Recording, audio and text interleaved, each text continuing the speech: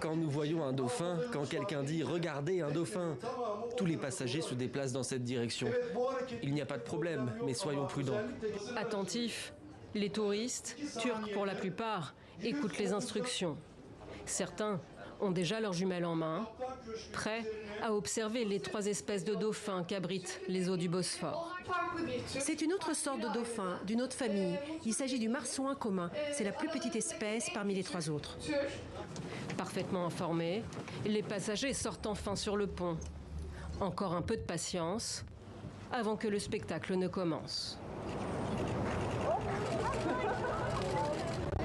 Ce couple d'étudiants n'en perd pas une miette. Avant, je ne savais rien d'eux.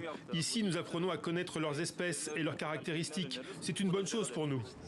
Sensibiliser la population, tel est l'objectif de ces sorties gratuites organisées chaque été par la mairie d'Istanbul en collaboration avec WWF, le Fonds mondial pour la nature. Qu'ils y transitent ou qu'ils y résident, les dauphins se plaisent dans ce long corridor marin qui perce la mégapole turque. Très fréquenté par les navires, mais riche en poissons et surtout propre. Grâce à ces courants, le Bosphore est bien nettoyé. Il est plus propre que les golfes et les baies. C'est pourquoi on y trouve des dauphins.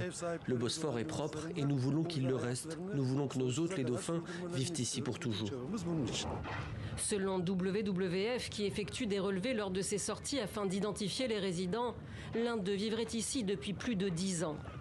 Mais lui et ses congénères sont également menacés par le réchauffement climatique.